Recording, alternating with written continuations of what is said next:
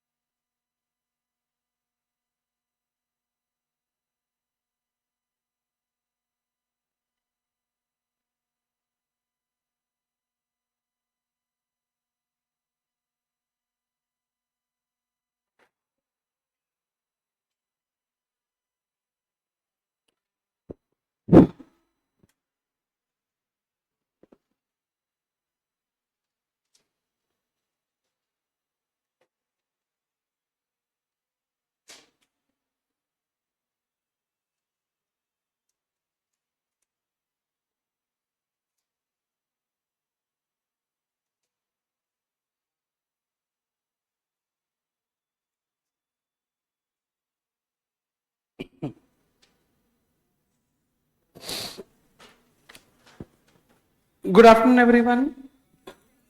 Online में हमारे साथ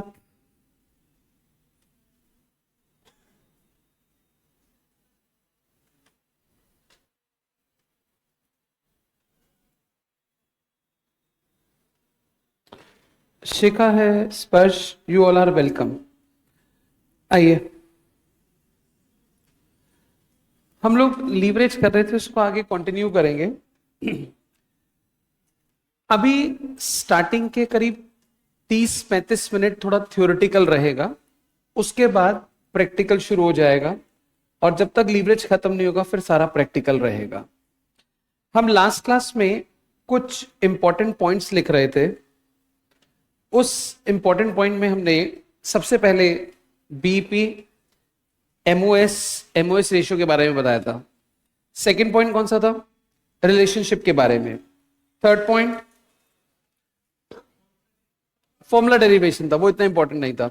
और फोर्थ में बी डॉल का एक फॉर्मूला बताया था 1/MOS। ठीक, अब आगे चल रहे हैं। सीक्वेंस के हिसाब से फिफ्थ पॉइंट रहेगा ये, तो आप लिखें fifth point. Fifth,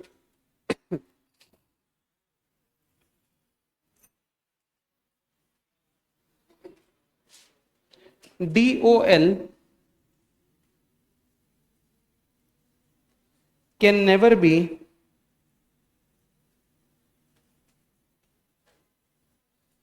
in between. DOL can never be in between 0 and 1।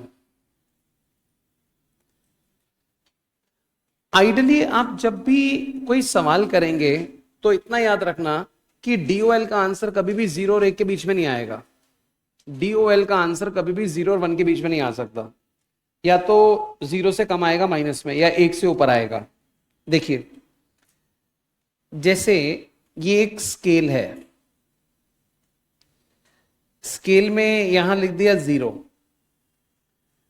जो 0 के लेफ्ट साइड है वहां कौन सी फिगर होगी? पॉजिटिव या नेगेटिव? नेगेटिव। जैसे एक्स एक्सिस वाई एक्सिस होता है, और यहां पे कौन सी फिगर होगी? पॉजिटिव। ये हो गया 1, इसके आगे 2 3। कभी भी आप डॉल निकालेंगे ना तो उसका आंसर यहां पर आएगा, या ऐसे होगा। कभी भी 0 और 1 के बीच में नहीं होगा, या तो 1 से ज्यादा होगा या 0 से नीचे होगा। डॉल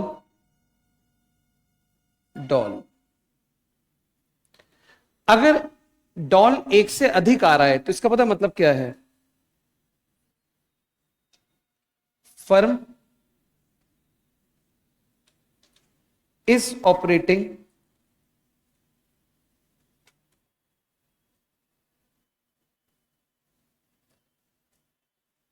अबव बीईपी, यानी कि फर्म की जो सेल्स है वो बीईपी से ज्यादा है। अगर डॉल कम आ रहा है तो इसका मतलब है firm is operating below BEP. इसका मतलब है फर्म बीईपी से कम काम कर रही है, firm is operating below BEP. अगर आपका जो डॉल है वो नेगेटिव में आ रहा है तो बीईपी से कम काम हो रहा है। इसको कॉपी कर लें।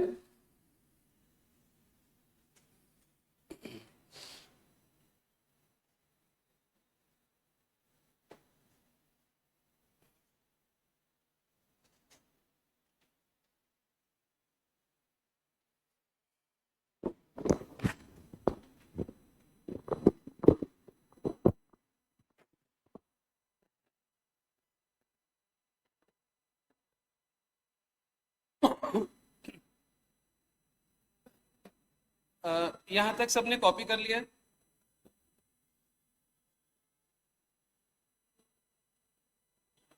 अब मैं आपको एक एग्जांपल दे रहा हूं यहां पर।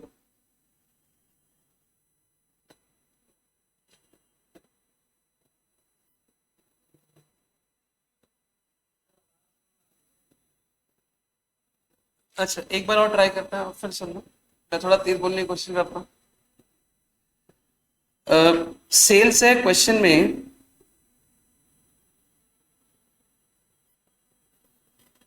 5,000 units at the rate 10, variable cost है 6, फिक्स कॉस्ट के हम दो केस लेंगे, केस 1, केस 2, 12,000 और 6,000, या इसको 24,000 कर दें।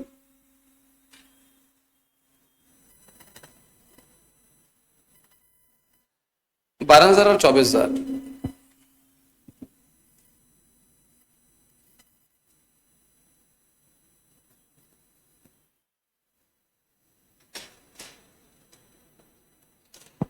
सेल्स है 5,000 यूनिट, वेरिएबल कॉस्ट है 6 और फिक्स कॉस्ट है 12,000, 24,000।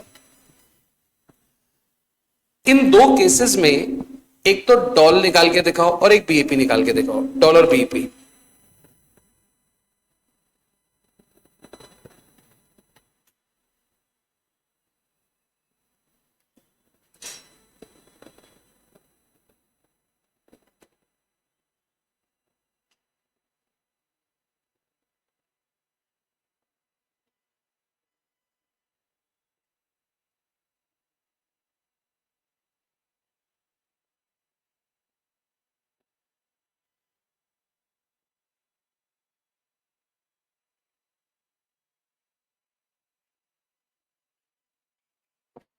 डॉल और बीईपी।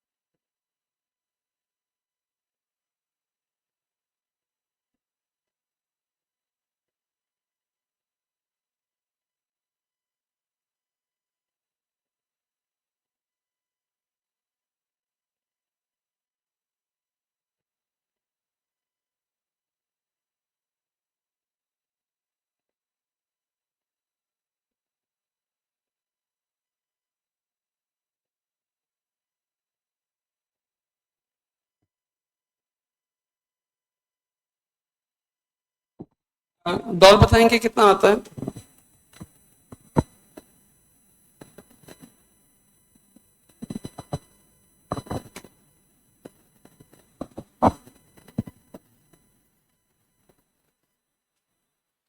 कितना बोला फर्स्ट केस में? 2.5। और सेकंड केस में -5। ब्रेक इवन बताएंगे 3000 यूनिट्स और यहां पर 6000 यूनिट्स, ये ब्रेक इवन है। ये मैंने आपको एग्जांपल क्यों कराया जिससे कि आप कोई एमसीक्यू आए तो उसका अच्छे से आंसर कर सके। मैं एक चीज आपको प्रूव करके दिखाऊंगा, आप देखिएगा जरा यहां पर।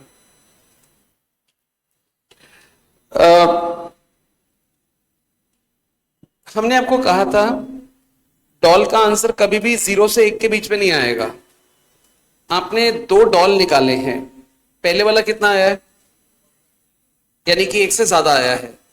दूसरा कितना आया है, -5, 0 से कम आया है, मतलब 0 और 1 के बीच में नहीं आया। अब पहले वाले डॉल को थोड़ा डिस्कस करते हैं। जो पहले वाला डॉल है वो आपने 2.5 बताया, यानी कि 1 से अधिक। इसका मतलब है कंपनी बीपी से ज्यादा सामान बेच रही है, और ऐसा है। आपने बीपी कितना निकाला, 3000, और सेल तो 5000 है। कंपनी बीपी से अधिक सामान बेच रही है। आप सेकंड केस देखिए, वहां पे आपने कहा हमारा जो डॉल है वो -5 आ रहा है, इसका तो डॉल नेगेटिव में है। ये श्योर है कंपनी बीपी से कम सामान बेच रही है। बीपी है 6000 और कंपनी सेल कर रही है 5000। तो ये जो सिर्फ एक स्केल हमने बनाया है, इसको थोड़ा सा समझाने के लिए नीचे एक एग्जांपल दिया गया है। तो यहां से आपको ये समझना होगा कभी भी डॉल 0 और 1 के बीच में नहीं आएगा। या तो डॉल 1 से अधिक आएगा या डॉल 0 के नीचे आएगा। अगर 1 से ज्यादा आ रहा है तो कंपनी बीपी से ऊपर ऑपरेट कर रही है।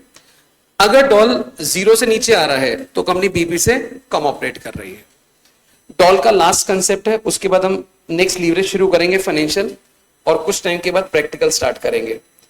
ये जो कॉन्सेप्ट है ये थोड़ा सा मैं आपको पहले बता के चल रहा हूं, स्लाइटली टफ है, बट अगर आप इसको सीखेंगे और हम ग्रेजुअली प्रोसीड करेंगे, एट द एंड ये आसान लगने लगेगा। आपको इस कॉन्सेप्ट में कुछ कंसेप्चुअल बातें सीखनी है जो एमसीक्यू के अंदर आ सकती है। आइए एक कॉन्सेप्ट देख रहे हैं लास्ट 6 नंबर का, relationship.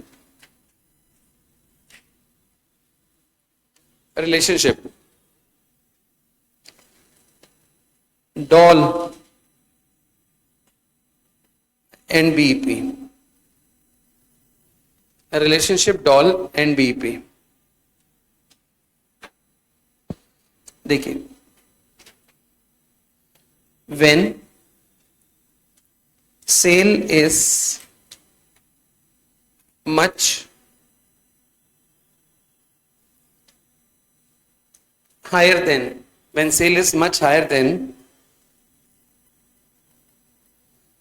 BEP sale, when sale is much higher than BEP sale, doll will be slightly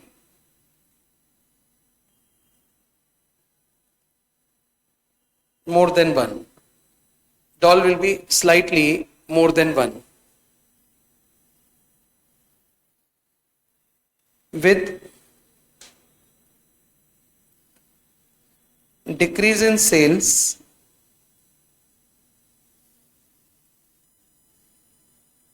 doll will increase. Doll will increase. At BEP, doll will be infinite. At BEP, doll will be infinite.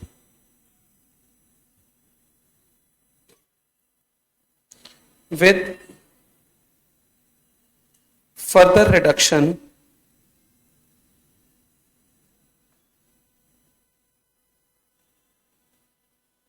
in sales, doll will move towards zero. At zero sale, doll will be zero.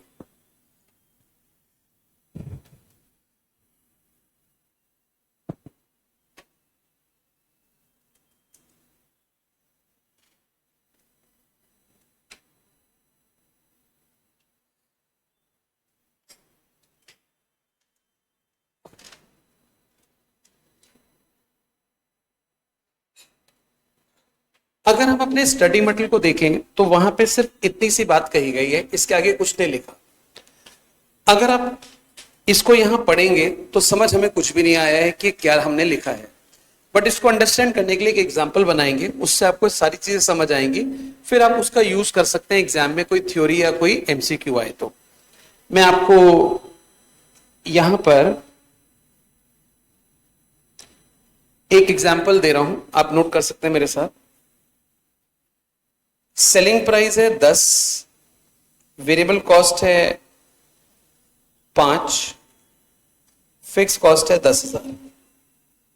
Fix cost is 10,000। पहले आप एक BEP निकाल लें, यहां पर break even point, मतलब कितने units बेचें, कितनी सेल करें कि हमें नो प्रॉफिट नो लॉस हो। 2000, जो बीपी है वो 2000 है। Fix cost divide by contribution per unit,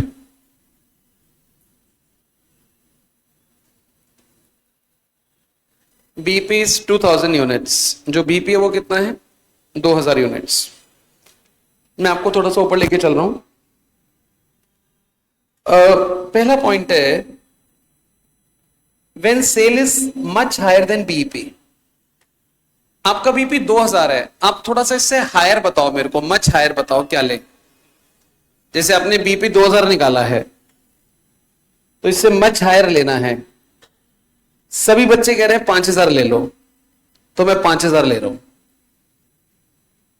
ठीक है जी, आपने कहा 5000 मच हायर। अभी नोट नहीं करना, पहले देख लो मैं लिख कैसे रहा हूं, मच हायर। उसके बाद सेकंड पॉइंट देखो क्या लिखा है। Second point, with decrease in sales. अब 5000 से सेल डिक्रीज हो रही है, तो 5000 से डिक्रीज करो, बताओ कितना ले लूं। डिक्रीज करना है, 3000 ले लें। ये 3000 ले लिया, डिक्रीज। नेक्स्ट पॉइंट पढ़ो क्या है, एट बीपी, यानी कि नेक्स्ट लेवल क्या ले लें 2000। ये क्या हो गया बीपी। उसके बाद नेक्स्ट क्या है, with further reduction in sales, 2000 से और रिड्यूस करो। अब कितना ले लें 1000। ये तो हम अज्यूम कर रहे हैं, कुछ भी ले सकते हैं। फर्दर रिडक्शन, और लास्ट में कितनी सेल है 0 सेल। 5 ऊपर आपको पॉइंट्स लिखवाए थे मैंने, 5 एग्जाम्पल नीचे ले लिए। एक मेरे को ब्रेक इवन से बहुत ज्यादा लेना है, मच हायर, फिर थोड़ा रिड्यूस करना है, फिर ब्रेक इवन, फिर और कम, और एक 0। मच हायर में आप 10,000 15,000 20,000 जो मर्जी लो, उसके बाद कोई रिडक्शन करके ले लो, फिर 2000 ले लो। 2000 से नीचे 1500 1000 800 1200 कुछ भी ले लो, और लास्ट में 0 ले लो। ये सिर्फ एक टेस्ट चेक आपको करके दिखा रहे हैं। तो कितने लेवल्स आपको नजर आ रहे हैं 5। सबसे पहला कौन सा है much higher, second much higher से reduction, then BP, then further reduction, and then 0। ये कॉपी कर लो, इसके बाद आगे लेके चलूंगा।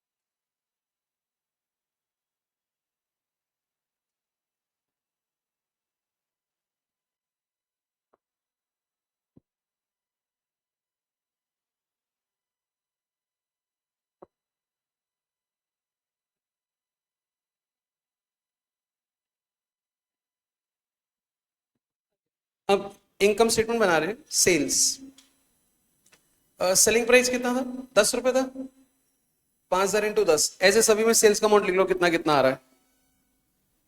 यहां पे 30,000, 20,000, 10,000 और 0 इंटू 10 कर दो, सेल का अमाउंट आ जाएगा 50, 30, 20, 10, 0। वेरिएबल कॉस्ट पर यूनिट कितना है, 5, तो 5,000 इंटू 5 कितना हुआ, 25,000, 3,000 इंटू 5 15,000, 2,000 इंटू 5 1,000 इंटू 5 5,000 और 0। अब क्या आ गया, कंट्रीब्यूशन, कंट्रीब्यूशन कितना, 25,000,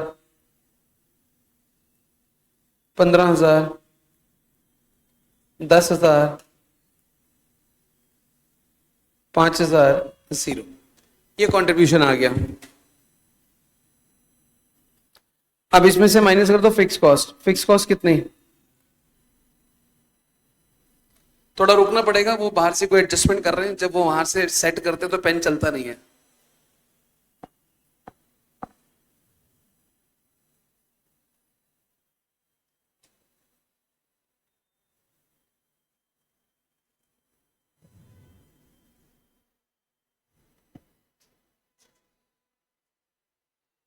फिक्स कॉस्ट, फिक्स कॉस्ट कितना है,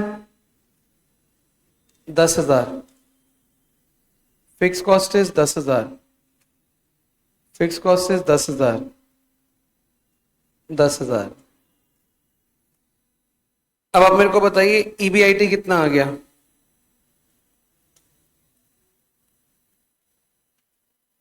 ईबीआईटी 15,000, नेक्स्ट 5,000, 0, -5, -10, यही आ रहा है, -5 -10।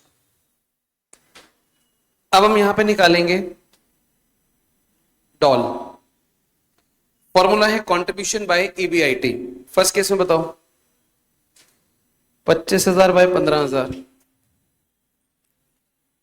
कितना, 1.67, ओके।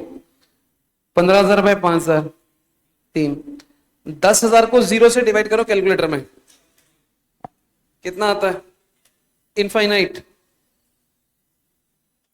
इनफाइनाइट। 5,000 को -5,000 से डिवाइड करो, -1, और 0 को -10,000 से डिवाइड करो, 0। ये आंसर है, ये आंसर है। अभी थोड़ा टाइम लगेगा इसको सीखने में, ये आंसर्स हो गए हमारे। अब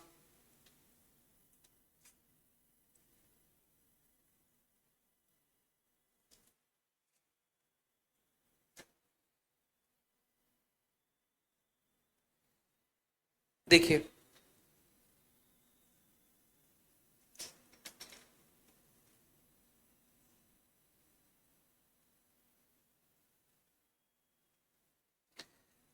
ये हमने एक्स एक्सिस बनाया है, ये वाई है,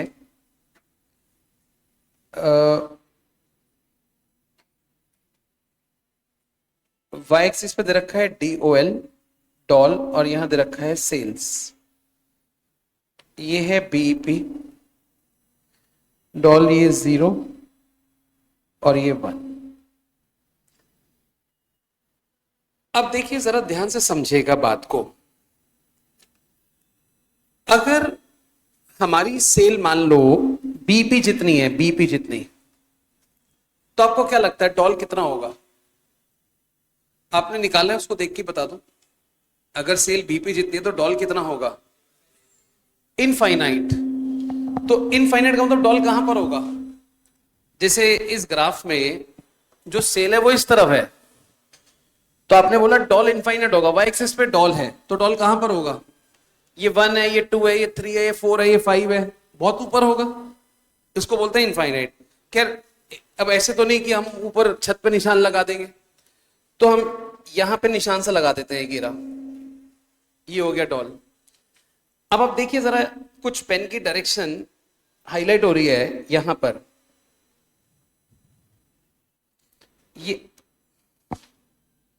ये हमारा सेल बढ़ रहा है। अब सोचो जरा, अगर सेल बहुत ज्यादा होता है, बहुत ज्यादा बीपी से, तो डॉल कहां पर होता है? पढ़ो जरा पहली लाइन, फर्स्ट पॉइंट पढ़ो। अगर सेल बहुत ज्यादा है, सेल बहुत ज्यादा है, तो डॉल कहां पर होगा? Near to one, near to one. तो देखिए इसकी मूवमेंट कैसी होती है वो आप सीखने जा रहे हैं।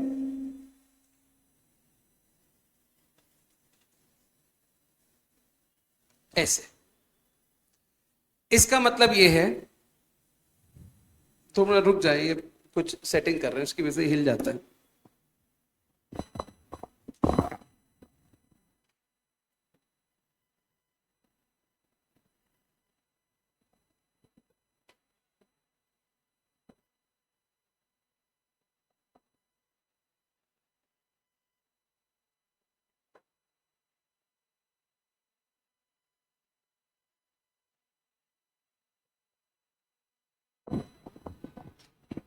आइए देखिए, जो बीपी है उस पे डॉल इनफाइनाइट है, ये पॉइंट क्या हो गया? इनफाइनाइट। और ये सेल होगी बहुत ज्यादा, बहुत ज्यादा पे ये नियर टू वन है, मतलब आप देख सकते हैं वन जो है ये उसके आसपास है, नियर टू वन है। यहां पे देखिए ये बहुत ज्यादा सेल है, तो ये वन के नियर है, वन इस तरह से आ रहा है। अगर सेल थोड़ी सी गिरती है, जैसे हमने 5000 से गिरा के कितनी करी थी? 3000, तो डॉल कितना था? 3। तो जैसे यहां पर देख लो, इस जगह ये करीब करीब 3000 होगा, तो यहां पे डॉल इतना आ रहा है। एग्जैक्ट स्केल से तो नहीं नापेंगे, बट आप देखेंगे ये डॉल है, जब सेल बढ़ी तो डॉल नियर टू वन आ गया। इससे हम 3 चीजें सीखेंगे। पहली बात, बीईपी के ऊपर डॉल कितना होता है? इनफाइनाइट। फिर जैसे जैसे हमारी सेल बढ़ेगी वैसे वैसे डॉल गिरेगा, जैसे जैसे सेल बढ़ेगी डॉल गिरेगा। डॉल क्यों गिरेगा? सेल बढ़ने से पैसा ज्यादा आता है, फिक्स कॉस्ट सेम है, तो रिस्क कम हो रहा है। और जितनी ज्यादा सेल होगी ना, डॉल करीब करीब 1 के नजदीक आता रहेगा। लेकिन आपको बताया कभी भी 0-1 के बीच में नहीं होगा। अब मान लो सेल हमारी 0 हो गई, बीपी से बहुत कम, ये रही, तो डॉल भी 0 हो गया। ऐसे में ये आपका मूवमेंट रहेगा डॉल का। इसका क्या मतलब रहा? एग्जैक्ट बीपी पर वो इनफाइनाइट होगा। अब इनफाइनाइट किसी भी डायरेक्शन में हो सकता है, मैंने दोनों दिखा दी, ऊपर और नीचे। अगर बीपी से कम सेल होगी, अगर बीपी से कम सेल होगी, तो जरा पढ़ो अपने 4th पॉइंट पे क्या लिखा है। अगर बीपी से कम सेल होगी तो डॉल पे क्या फर्क पड़ेगा? नेगेटिव। तो देखो बीपी से कम सेल है तो डॉल हमारा इतना है, नेगेटिव हो गया। नीचे की साइड नेगेटिव है और 0 है, तो सेल 0 तो डॉल भी 0। अब मैं एक बारी यहां खड़े होकर इस ग्राफ को समझाऊंगा, सभी लोग थोड़ा इस तरफ देखेंगे। कॉन्सेप्ट ये है, बीपी के ऊपर जो डॉल होता है वो इनफाइनाइट होता है। तो मैंने बीपी पे आपको ऊपर और नीचे दोनों दिखा दिया, ये इनफाइनाइट हो गया। जैसे जैसे सेल हमारी बढ़ेगी तो अब डॉल जो है वो गिरना शुरू होगा। जैसे ये सेल बढ़ रही है तो आप देखिए डॉल भी थोड़ा फॉल हो रहा है, ये फॉल हो रहा है। और जैसे जैसे सेल बहुत ज्यादा होगी डॉल 1 के नजदीक आता रहेगा। लेकिन मान लीजिए सेल बढ़ने की बजाय सेल गिर रही है, अगर सेल गिरेगी तो डॉल नेगेटिव होगा। तो आप देखिए ये सेल गिर रही है तो डॉल नेगेटिव हो रहा है। अगर सेल गिर के 0 हो जाए तो डॉल भी क्या हो जाएगा? 0। ये 5 पॉइंट अगर आपको समझ आ गए तो आपको लीवरेज के एमसीक्यू हम आपको आगे जाके दिखाएंगे, सारे क्लियर होंगे। एक बारी मैंने जो ऊपर लिखा था मैं वहां पे वापस आ रहा हूं। देखिए, when sale is much higher than BEP, इसके आगे का हम नहीं पढ़ेंगे, बस सर्कल को देख रहे हैं। when sale is much higher than BEP, अगर सेल बीपी से बहुत ज्यादा है तो आपको क्या लगता है डॉल कहां पर होगा? Near to one. Slightly more than one, slightly more than one, ये आंसर है, slightly more than one. With decrease in sales, decrease in sales का मतलब है बहुत हाई है, बहुत हाई है, अब सेल थोड़ी कम हो रही है। ये देखो जो हमने एक ग्राफ बनाया था, सेल बहुत ज्यादा थी, अब थोड़ी कम हो रही है, थोड़ी कम हो रही है ऐसे। तो इसका आंसर पढ़ो, विद डिक्रीज इन सेल्स।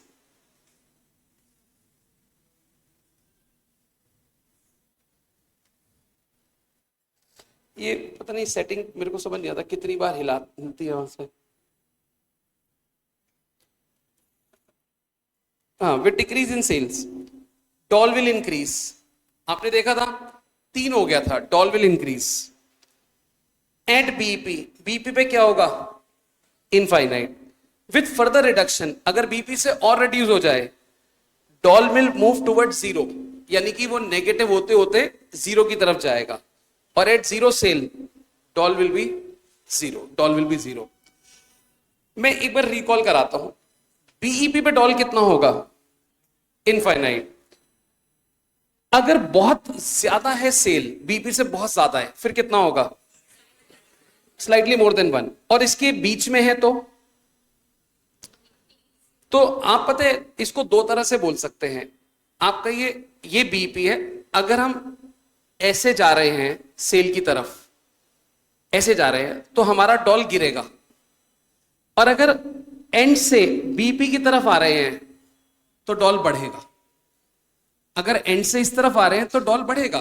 बड़ा लॉजिकल है। आप एक चीज समझिए यहां पर जरा, ये बीपी है, मान लो एक फिगर ले ली 1000 और ये 5000 है।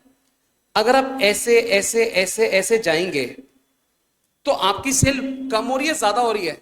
ज्यादा, तो डॉल तो कम होगा ना, क्योंकि रिस्क कम हो रहा है। लेकिन अगर मैं बोलूं ऐसे ऐसे ऐसे, देखो अब 5 से बीपी की तरफ आ रही है, सेल कम हो रही है, ज्यादा हो रही है? कम। अगर सेल कम हो रही है तो डॉल क्या होगा? इंक्रीज होगा। किसी भी लैंग्वेज से बोल सकते हैं, ऐसे नहीं कि हमने आपको 2 बातें सिखाई हैं, ये एक ही बात है। मैं फिर से रिकॉल करता हूं, आप उस वाले डायग्राम को देख के बताना। अगर सेल बीपी जितनी है तो डॉल कितना? इनफाइनाइट। और अगर बहुत ज्यादा है, स्लाइटली मोर देन वन, बहुत ज्यादा से अब सेल कम हो रही है तो डॉल पे क्या फर्क पड़ेगा? डॉल इंक्रीज होगा। अगर सेल जीरो हो जाए, डॉल भी जीरो। और अगर बीपी से सेल जीरो ना हो, रिड्यूस हो रही है, फिर डॉल नेगेटिव नेगेटिव। अगर सेल जीरो तो डॉल भी जीरो हो जाएगा। ये मतलब है। तो आपको ये चीज समझनी है, इस पे क्वेश्चंस आएंगे, मैं आपको दिखाऊंगा। तब तक आप इस चीज को कॉपी कर लें। ये जो डायग्राम हमने बनाया है, इसमें कोई स्केल की जरूरत नहीं है, ये जस्ट फॉर इंफॉर्मेशन है।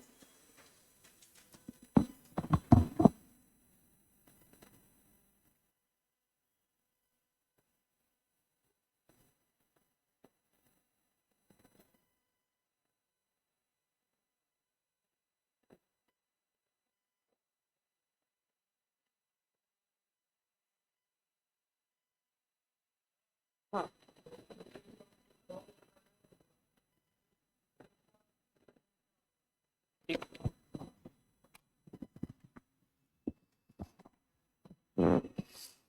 तुमने कहा किसी कंपनी का डॉल इनफाइनाइट होगा, इसका मतलब उनकी जो सेल है वो ब्रेक इवन के बराबर है, उनके पास कोई प्रॉफिट नहीं है, ना उनका कोई लॉस है।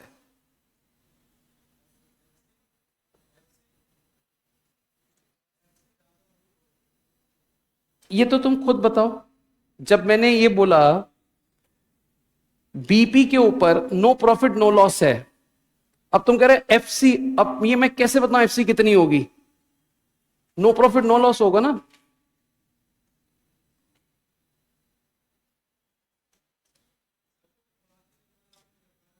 हाँ,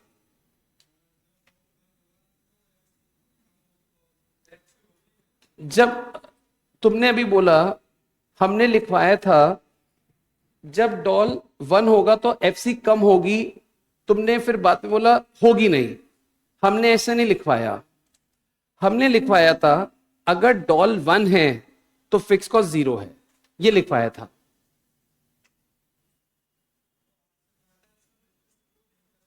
हाँ, अगर किसी का डॉल 1 है, it means fix cost is 0, it means business risk is zero. ये एक अच्छी बात नहीं है, क्योंकि आप फिक्स कॉस्ट लगा नहीं रहे, रिस्क ले नहीं रहे, तो बिजनेस में ग्रोथ नहीं आएगी। लेकिन अगर आपने बहुत ज्यादा फिक्स कॉस्ट कर दी, इसका मतलब आपका डॉल बहुत ज्यादा है, ये भी रिस्की सिचुएशन है। कोविड जैसा टाइम आ गया, फिर आप फिक्स कॉस्ट कैसे मीट करोगे? इसीलिए डॉल का 2 से 5 के बीच में होना रीजनेबल माना जाता है। वो बात अलग थी, ये जो हम डिस्कस कर रहे हैं ये उससे कुछ डिफरेंट कर रहे हैं अभी।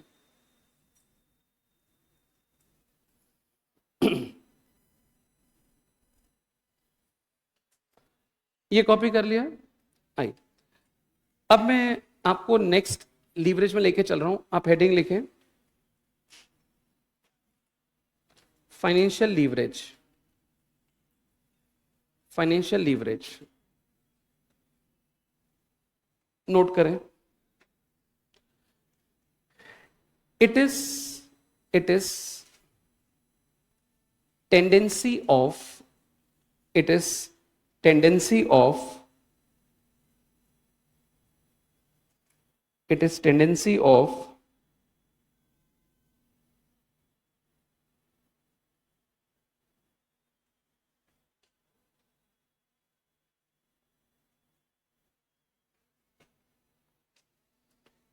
EBT. It is tendency of EBT or EPS or EPS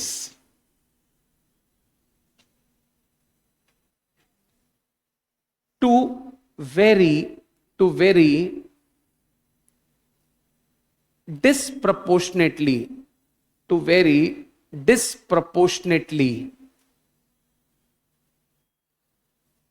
with change in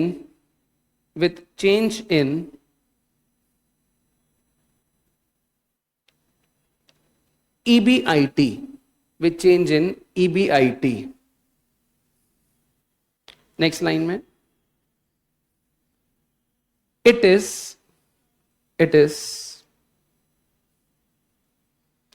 because of interest cost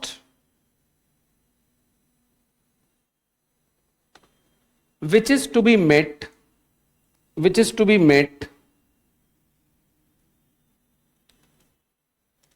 irrespective of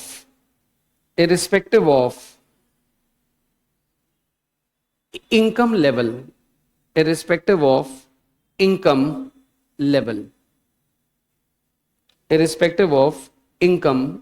level.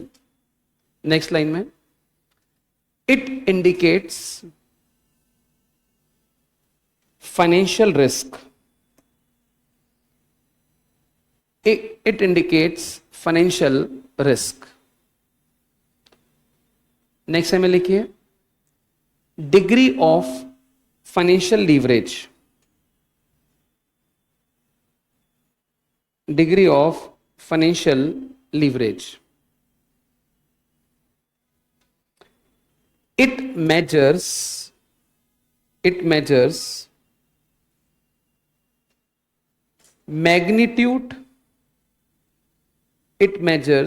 magnitude of change of EBIT and EBT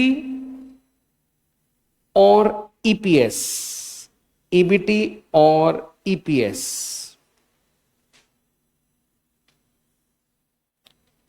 next में लिखिए फॉर्मूला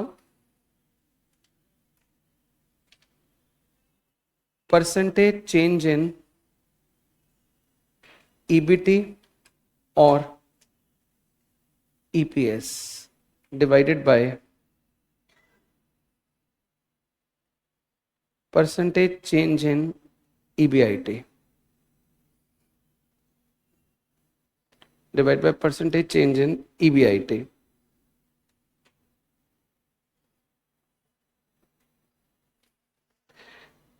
एक एग्जाम्पल लिख रहे हैं.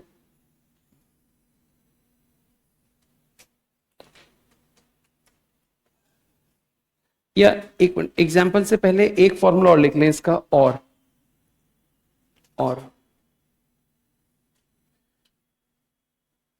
EBIT divided by EBT। एक formula और लिख लें, EBIT divide by EBT। Brackets में लिखें,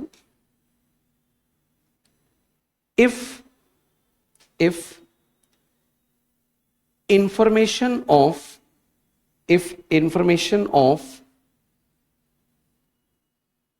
1 year is given, if information of 1 year is given and no preference dividend,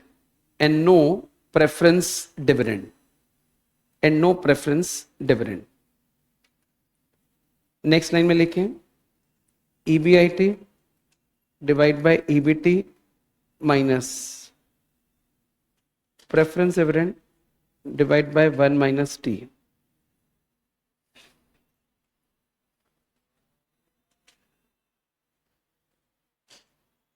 मेरे ख्याल लिखा भी है मैंने।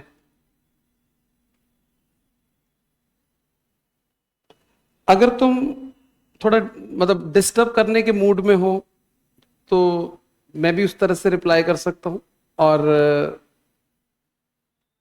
अगर तुम सीरियस हो तो मैं दोबारा बोल देता हूं, EBIT divided by EBT minus preference divide by 1 minus T। तुम्हारे रेफरेंस के लिए बता देता हूं, मेरे को पढ़ाते हुए 26 साल हो गए हैं।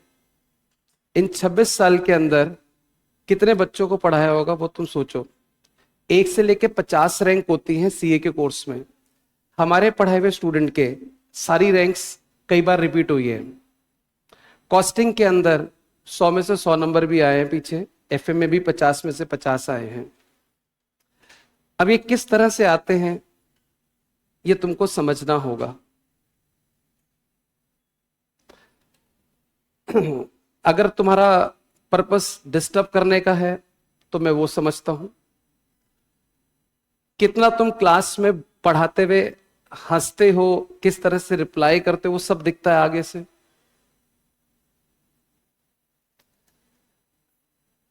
अभी ज्यादा नहीं बात करूंगा तुमसे क्योंकि औरों का टाइम वेस्ट होता है, तो क्लास के बाद या नेक्स्ट टाइम तुम दोनों से, जो तुम्हारे साथ बैठा है वो भी और तुम भी, एक अलग से थोड़ी बात करनी होगी। आप लोगों ने इसको लिख लिया? राइट। इसके साथ लिखें इफ information of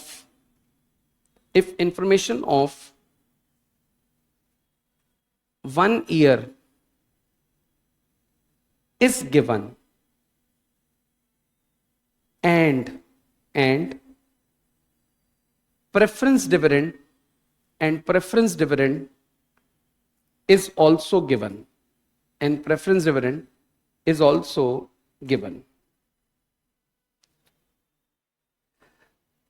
अब हमने अभी तक जो लिखा उसको रहने देते हैं, थोड़ा सा DFL के लॉजिक को समझते हैं, और जो थ्योरी लिखी है उसको कुछ देर के बाद दोबारा से रीड करेंगे। एक एग्जांपल लिखें जरा।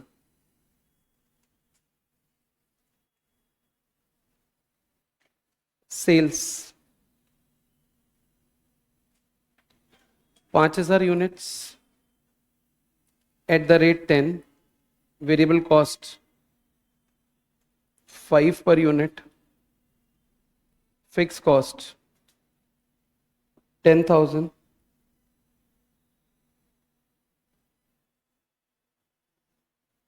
10% डिबेंचर्स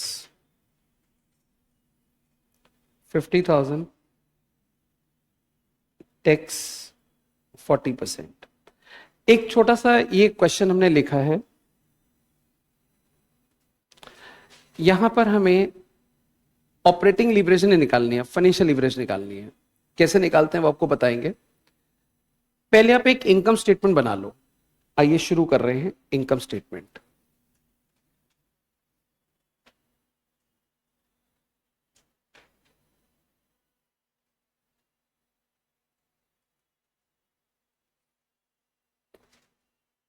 इनकम स्टेटमेंट सबसे पहले हम लेंगे सेल्स, आप बताइए सेल्स कितनी है? 5,000 इंटू 10। वेरिएबल कॉस्ट कितनी? 5,000 इंटू 5। कॉन्ट्रीब्यूशन कितना? 25,000। फिक्स कॉस्ट कितनी? 10,000। अब क्या आएगा? ईबीआईटी। ईबीआईटी कितना? 15,000। इसमें से इंटरेस्ट माइनस कर दो। इंटरेस्ट डिबेंचर पे जाता है, जो डिबेंचर से पहले 10% लिखा है वो इंटरेस्ट का परसेंटेज है, और जो 50,000 लिखा है वो अमाउंट है, फेस वैल्यू। तो 50,000 का 10% निकालिए, कितना हुआ? 5,000। अब आएगा ईबीटी।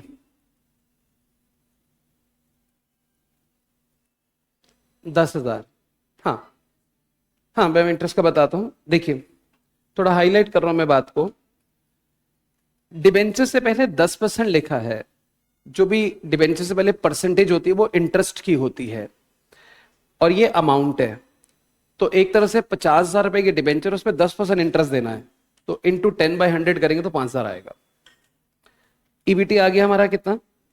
10,000। अच्छा, इसके बाद नेक्स्ट क्या है? टैक्स। टैक्स माइनस कर दो, 4,000। अब क्या आएगा टैक्स हटाते ही? ईएटी कितना?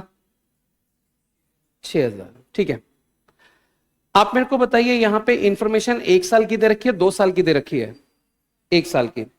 तो ये वाला फॉर्मूला तो लगेगा नहीं, परसेंटेज चेंज वाला।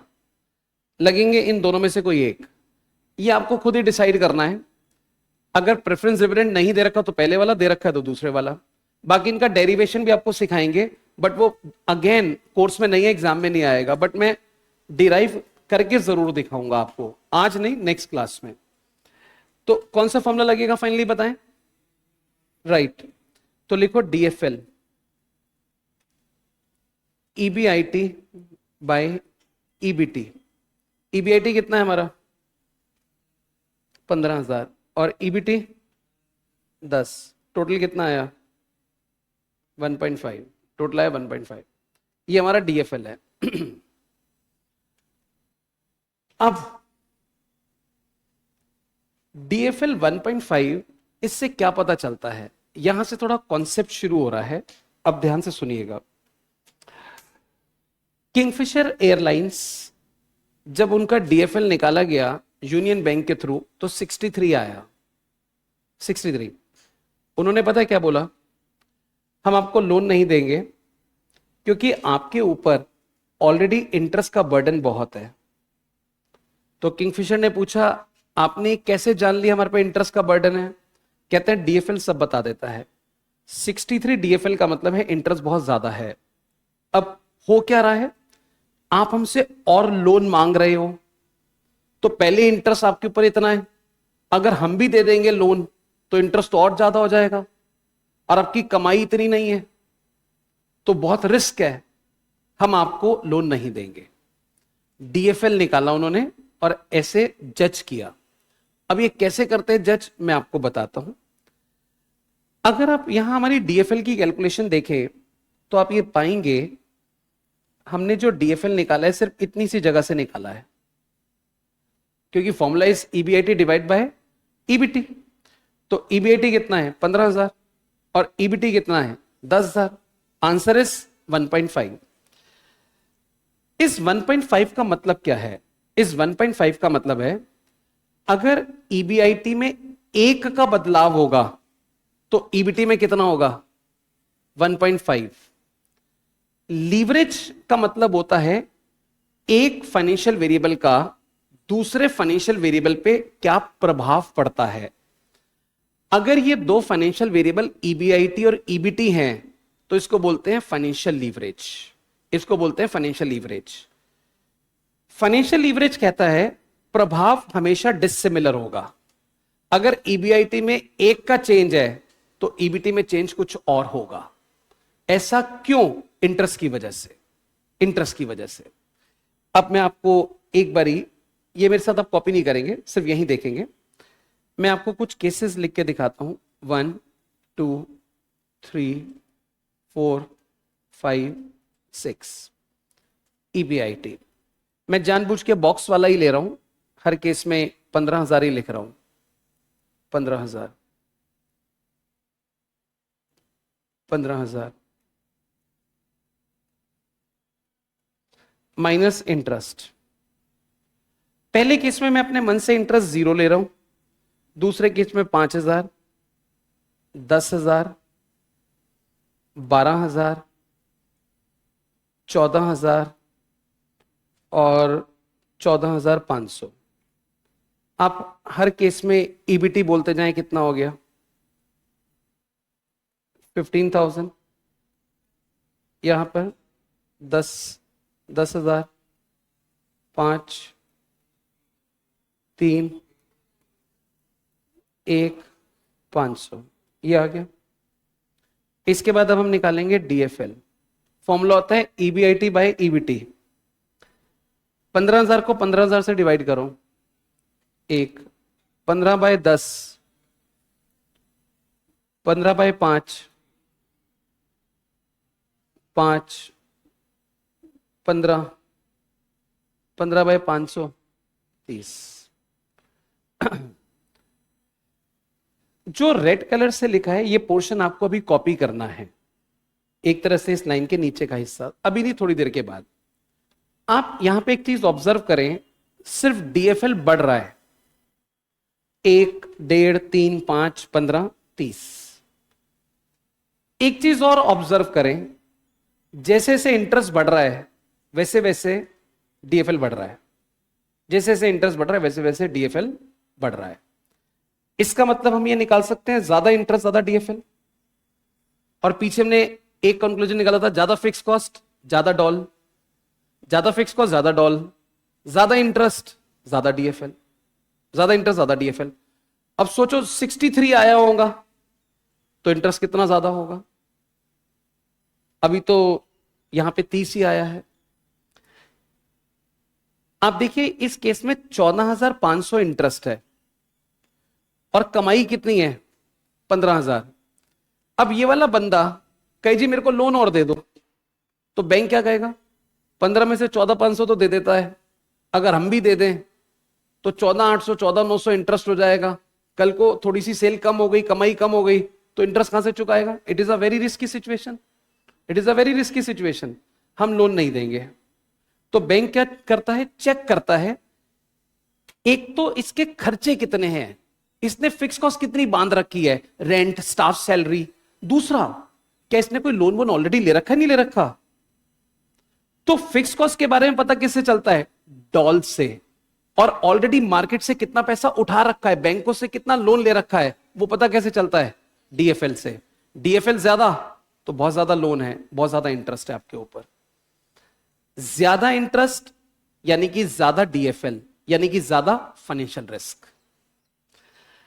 आपको क्या लगता है कितना होना चाहिए डीएफएल? कम की ज्यादा? कम होना चाहिए। तो कम में तो फिर ये सबसे कम है, ये कैसा है? ये कैसा है? 1। ये कैसा रहा? ये अच्छा नहीं है, मैं बताता हूं क्यों।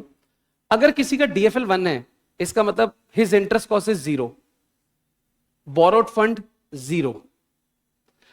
अगर किसी का डॉल 1 है तो फिक्स कॉस्ट क्या होती है? 0। डीएफएल 1 है तो इंटरेस्ट 0। दोनों को कंपेयर करते चलो, अगर डॉल 1 तो फिक्स कॉस्ट 0, डीएफएल 1 तो इंटरेस्ट 0। ये क्यों खराब है मैं बताता हूं। अगर किसी का डीएफएल 1 है, इसका मतलब इंटरेस्ट कितना होगा? 0। बैंक वाला पता है क्या कहता है? तूने इसका मतलब कुछ भी लोन नहीं लिया हुआ? कह रहा नहीं, तेरा कोई भी इंटरेस्ट नहीं है? नहीं।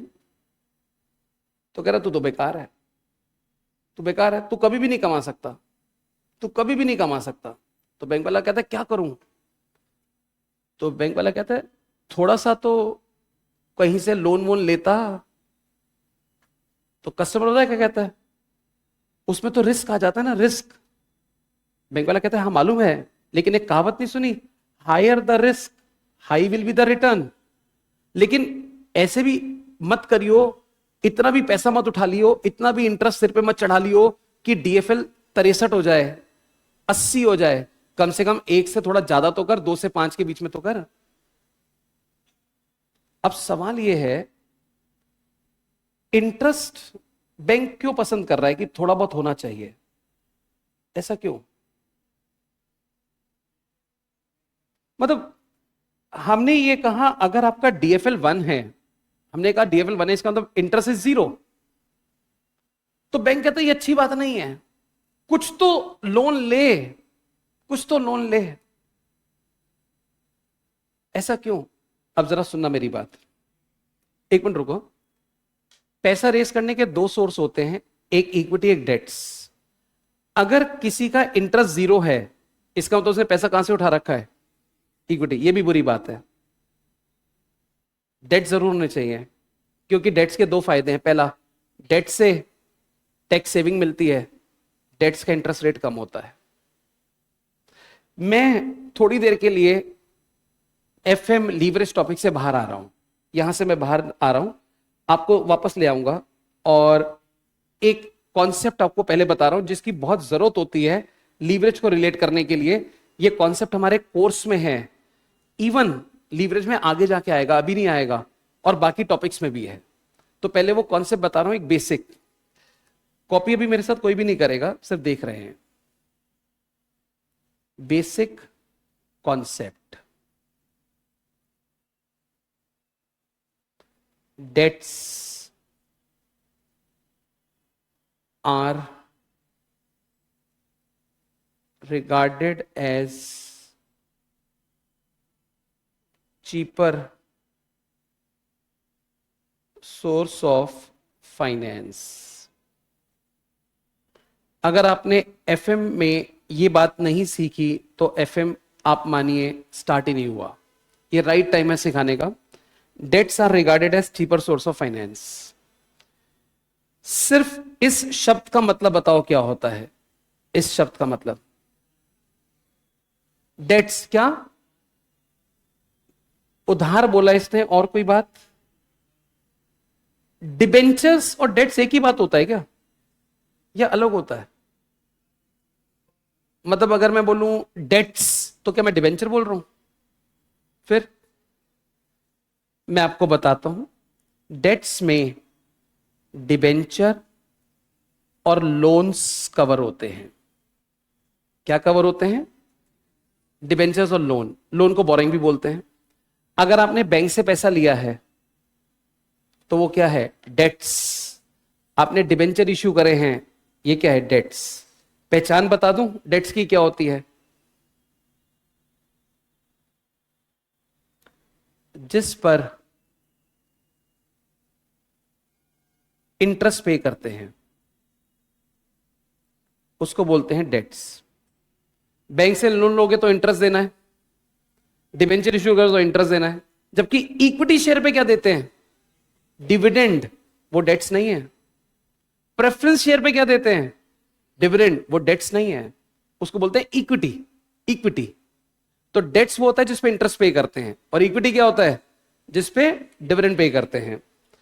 अब आपको डेट्स का मतलब समझ आ गया। अब ये सस्ता क्यों होता है वो मैं बताने जा रहा हूं, सुनने का जरा। 2 केस बनाएंगे, केस 1 केस 2। छोटी छोटी फिगर्स रखेंगे। कंपनी को 1000 रुपए चाहिए, यहां भी वही मान लेते हैं, कंपनी को 1000 रुपए चाहिए, या 2 कंपनी ले लो, एक इधर एक उधर, 1000 रुपए चाहिए। तो पहली कंपनी ने कहा हम डिबेंचर इशू करेंगे, और उसके पहले यहां 10% लिखा हुआ है। इसका क्या मतलब है? इंटरेस्ट। मतलब जो डिबेंचर इशू करेंगे उस पर इंटरेस्ट 10% होगा। ये पहले आपको बताना पड़ता है जब आप डिबेंचर इशू करते हो कि हम कितना इंटरेस्ट देंगे, तभी लोग खरीदते, वरना नहीं खरीदते। तो मेरी कंपनी 1000 रुपए के डिबेंचर इशू कर रही है, 10% इंटरेस्ट है। सेकंड कंपनी कहती है नहीं नहीं, हम डिबेंचर नहीं, हम इक्विटी शेयर कैपिटल इशू करेंगे। इक्विटी शेयर कैपिटल, ये अपने शेयर इशू कर रहे हैं। अब एक बात बताइए, शेयर पे क्या देते हैं? डिविडेंड। ये भी पहले से बताना पड़ता है? नहीं, नहीं बताना पड़ता, नहीं बताना पड़ता, पहले से नहीं बताना पड़ता कि हम कितना डिविडेंड देंगे। फिर एंड में प्रॉफिट हुआ तो दे दो, नहीं हुआ तो मत दो, कंपल्शन नहीं है। मान लो बहुत प्रॉफिट हुआ, बहुत, और हम डिविडेंड ना दे तो भी चलेगा, बिल्कुल चलेगा।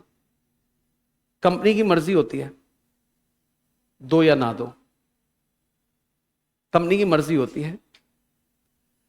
इसका मतलब इक्विटी का डिविडेंड पहले से डिसाइडेड नहीं होता, वो एंड में जाके पता चलता है कंपनी का क्या मूड है, कंपनी का क्या प्रॉफिट है। लेकिन एक अजम्पशन सी ले लेते हैं, अजम्पशन सी, थोड़ी देर के लिए मान लो, थोड़ी देर के लिए, कि इन्होंने डिविडेंड बोल दिया कि हम 10% देंगे। अब बताओ, दो कंपनी क्या दोनों ने सेम पैसे रेस करें? दोनों ने सेम अमाउंट रेस करा है? दोनों को जो देना है, चाहे इंटरेस्ट या डिविडेंड, वो सेम है कि नहीं है? वो भी सेम है। अब दोनों कंपनी ने हजार हजार रुपए अपने बिजनेस में इन्वेस्ट कर दिए।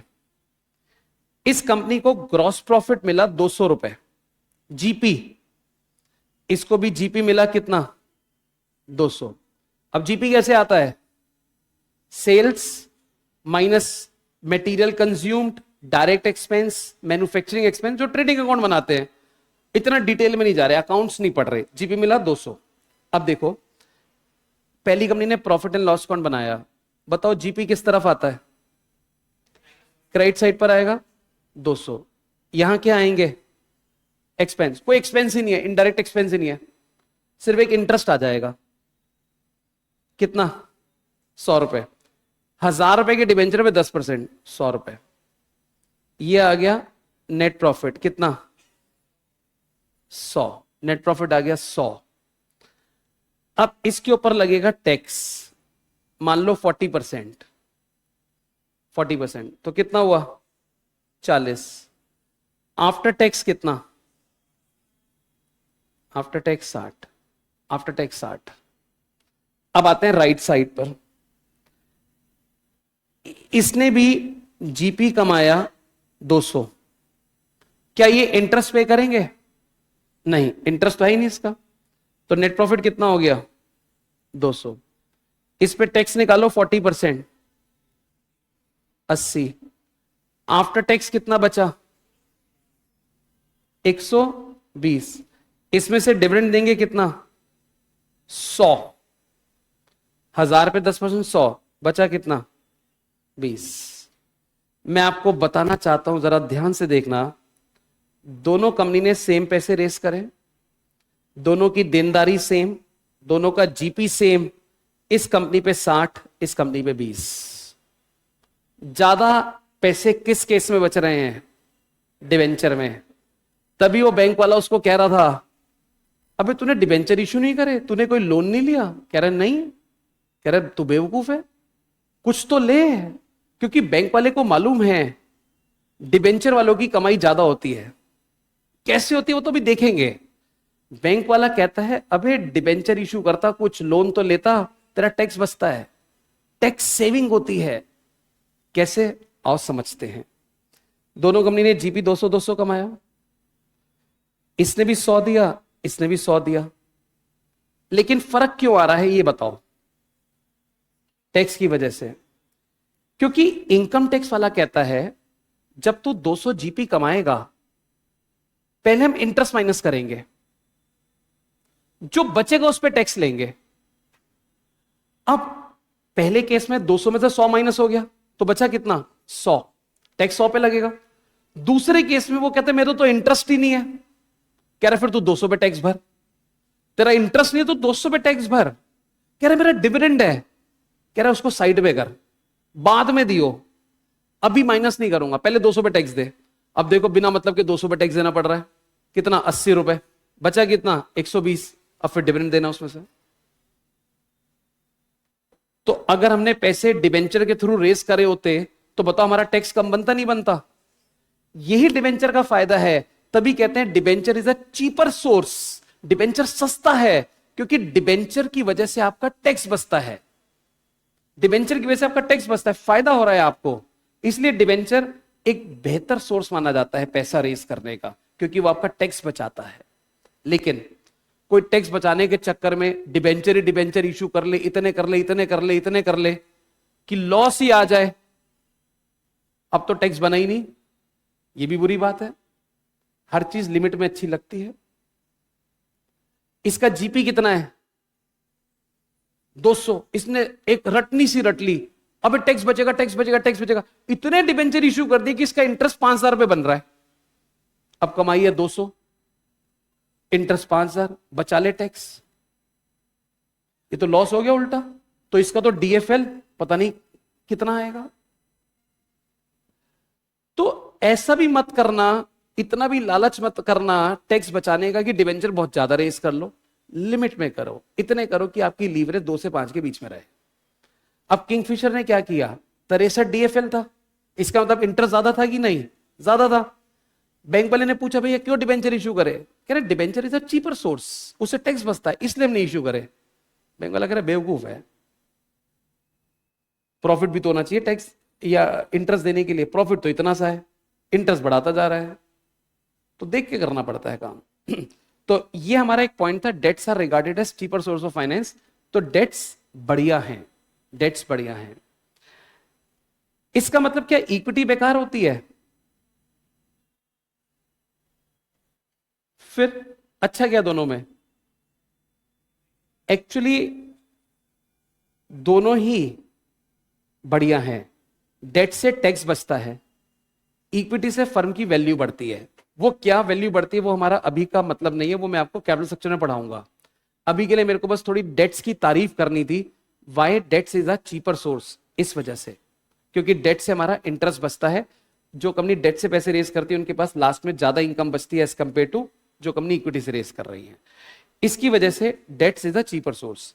मैं एक बार ऊपर वापस आऊंगा। अब देखिए यहां पर जो हमने लाल रंग से लिखा था पहले वाले केस में, इसका इंटरेस्ट कितना है?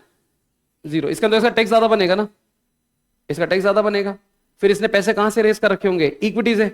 फिर डिविडेंड दे देगा, फिर अंत में क्या बचेगा? बहुत कम। तो थोड़ा तो इंटरेस्ट रखो जिससे कि आपका कुछ टैक्स तो बचे। तो 0 इंटरेस्ट भी अच्छी बात नहीं है। अब मैं अपनी बात को कंक्लूड कर रहा हूं वन बाय वन, सुनिएगा जरा। जितना ज्यादा इंटरेस्ट उतना ज्यादा डीएफएल, ये बात क्लियर है? दूसरी बात, जितना ज्यादा इंटरेस्ट उतना ज्यादा फाइनेंशियल रिस्क। तीसरी बात, if interest is 0 then DFL will be 1, DFL will be 1। या उल्टा बोल दो, अगर डीएफएल 1 है तो इंटरेस्ट 0 है, there is no debts. 0 debts भी अच्छी बात नहीं है, कुछ तो डेट्स हो, क्योंकि debts is a cheaper source of finance, उसकी वजह से आपका टैक्स बचता है। कुछ तो डेट्स होने चाहिए क्योंकि हमारा टैक्स सेव होता है। कितना? कुछ इतना कर लो कि आपका डीएफएल 2 से 5 के बीच में आए, उसके नीचे भी ना जाए और उसके ऊपर भी ना निकले। ये कंक्लूजन है अभी तक का। अब आपको कैसे कॉपी करना है वो मैं बताऊंगा आपको। जहां आपने छोड़ा था ठीक उसके बाद आप लिखना शुरू करें। DFL, DFL and financial risk, DFL and financial risk are associated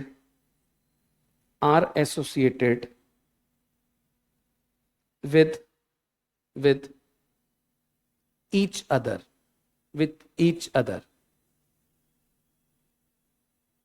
इसको अंडरलाइन कर दो, इसको अंडरलाइन कर लो।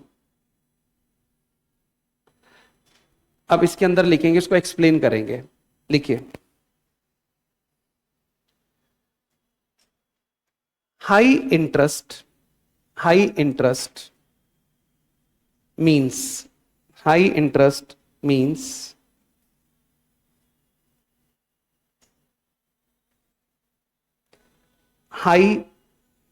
Financial risk.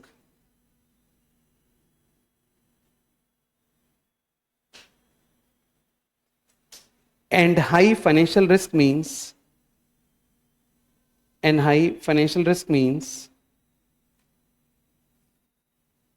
high DFL. High financial risk means high DFL.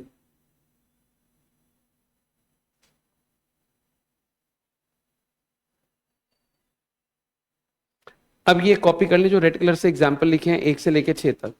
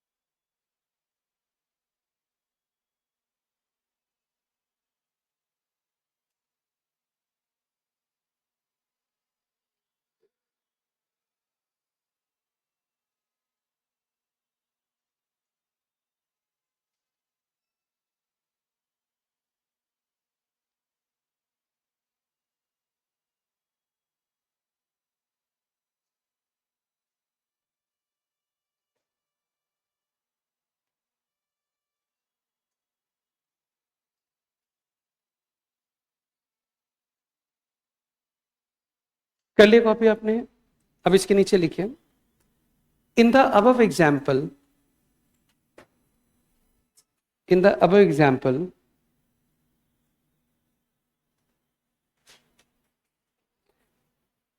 interest is increasing, interest is increasing, comma, increase in interest, increase in interest is nothing but, is nothing but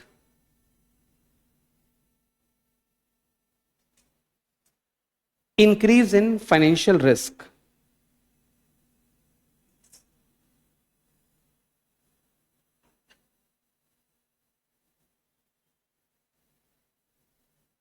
brackets में लिखें, when interest increases, when interest increases, fixed burden, fixed burden comes to company, fixed burden comes to the company to pay interest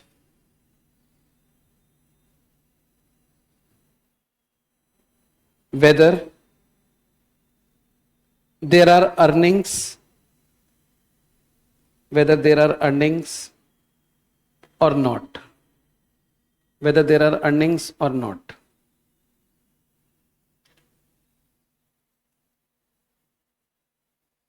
next time लिखिए analysis, analysis, यहां पे लिखेंगे interest, DFL और financial risk.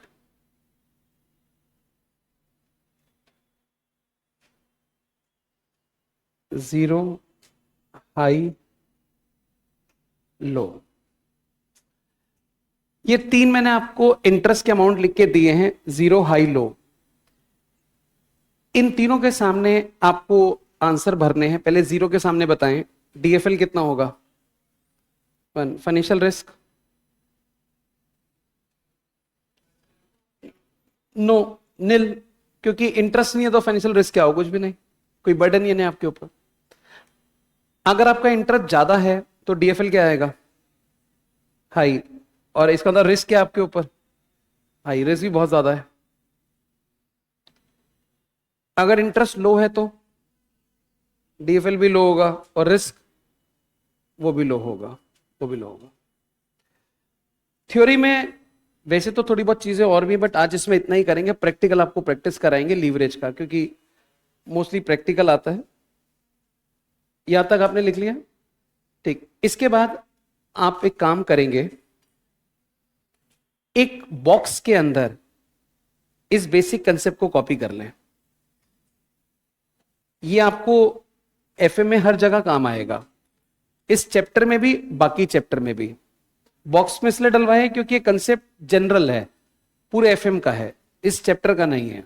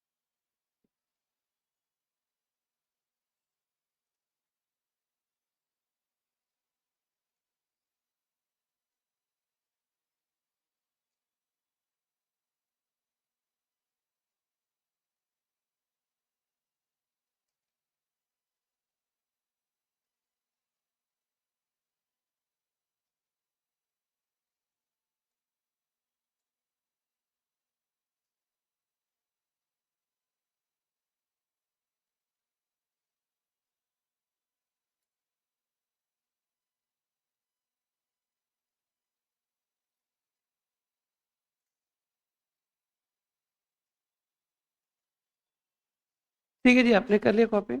आइए, अब हम यहां से थोड़ा प्रैक्टिकल शुरू करेंगे। सिर्फ 3 क्वेश्चंस ही हमने किए थे। वैसे अगर आप सच पूछे तो मोस्ट ऑफ द क्वेश्चंस आप प्रैक्टिस आप कर सकते हैं यहां पर।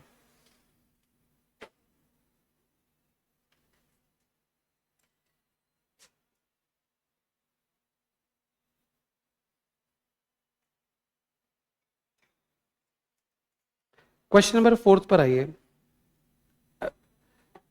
Find the financial leverage from the following data. Net worth दे रखा है। अब नेटवर्थ का मतलब क्या होता है, ये हम आपको रेशो टॉपिक में पढ़ाएंगे, क्योंकि रेशो में नेटवर्थ डिटेल में सिखाया जाता है। अभी तो मैं इतना ही बता देता हूं, नेटवर्थ का मतलब होता है इक्विटी, और इक्विटी के अंदर क्या क्या चीजें आती हैं जिसके ऊपर हम क्या देते हैं, डिविडेंड। डिविडेंड। फिर आपको दे रखा है डेट्स ऑब्लिक इक्विटी, यानी कि debts equity ratio, interest rate और ऑपरेटिंग प्रॉफिट। ऑपरेटिंग प्रॉफिट का दूसरा नाम ईबीआईटी भी होता है, इसका दूसरा नाम ईबीआईटी भी होता है। ऑपरेटिंग प्रॉफिट का मतलब हो गया EBIT, earnings before interest and taxes. Operating profit का मतलब होता है जो आपका प्योर प्रॉफिट है, जो आपका काम है उससे आपने कितना कमाया है।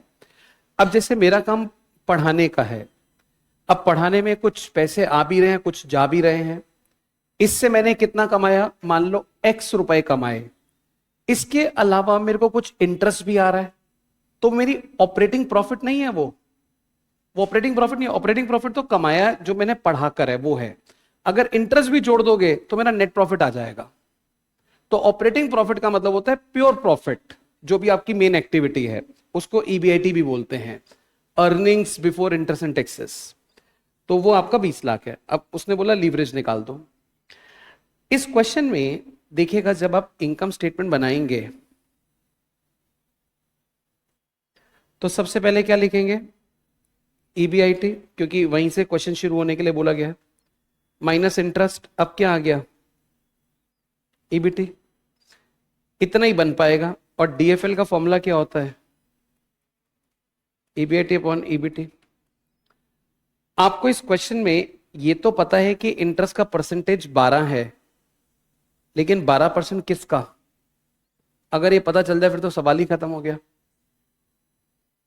75 लाख का, क्योंकि हमें डेट इक्विटी कितना दे रखा है, 3:1, 3:1, जिसमें डेट्स तो हमें पता नहीं, इक्विटी यानी कि नेटवर्थ 25 लाख है। तो यहां से सोचो डेट्स कितने हो गए, 75। ये 75 आ गया, इसके ऊपर 12% निकाल दो और ईबीटी तैयार है, डीएफएल आ गया आपका। जरा कंप्लीट कर लो कितना आंसर आता है डीएफएल का। ठीक है, ईबीटी आ गया 9 लाख, नहीं इंटरेस्ट शायद 9 लाख आया है, तो ये कितना आ गया, 11। अब डीएफएल का आंसर देख लो कितना, 20 लाख बाई 11 लाख। ठीक है,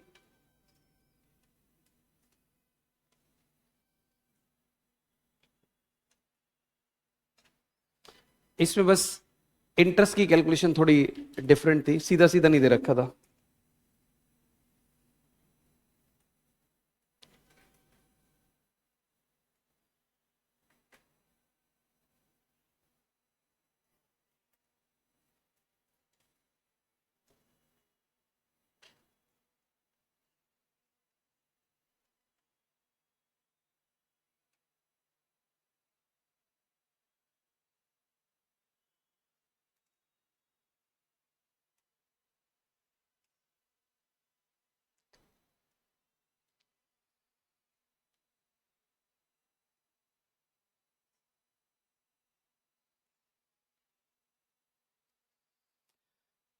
ठीक है जी, कर लिया था आपने कॉपी। कितना आंसर आया, 1.881, ओके 1.81, ठीक है। ये तो छोटा क्वेश्चन था, 1.81। मैं आगे चल रहा हूं यहां से।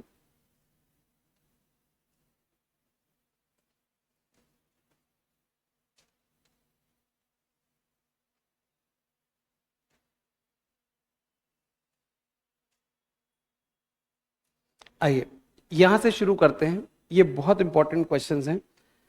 एक तरह से इनको रिवर्स प्रॉब्लम बोलते हैं, क्वेश्चन 10। मैं इसका एक ही पोर्शन कराऊंगा, फिर बी और सी आपको करने के लिए दूंगा। अभी आप मेरे साथ कॉपी ना करना, सिर्फ देख लेना।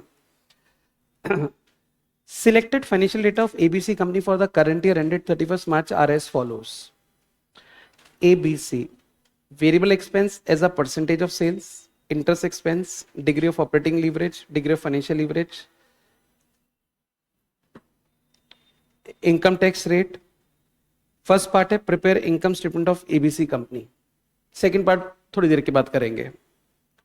इसको रिवर्स प्रॉब्लम इसलिए बोलते हैं क्योंकि इसमें आप देखो ऑलरेडी डॉल डीएफएल निकाल के दे रखे हैं, अदरवाइज हमेशा हम फॉर्मूला लगा के निकालते हैं। तो ये कह रहे हैं कि आंसर मैं बता देता हूं, इंफॉर्मेशन तुम दे दो, इसलिए इसको रिवर्स बोल देता है, उल्टा सवाल। फर्स्ट पार्ट में पढ़ो बनाना क्या है। मेरे ख्याल ये स्क्रीन शायद बार बार बंद हो रहा है, ये ठीक है। तो अभी थोड़ा सा इधर कंसंट्रेट कर लें जो लोग यहां बैठे हैं, उसके बाद मैं उसको ठीक करने के लिए बोल देता हूं। हमें इनकम स्टेटमेंट बनानी है, ठीक है। तो it is very simple. Income statement एक है A B C. Sale minus variable cost, contribution, fix cost, EBIT, interest, EBT, tax, EAT, that's all. बस आप इतना बना देंगे तो आपका फर्स्ट पार्ट पूरा हो गया क्वेश्चन का, ए पार्ट पूरा।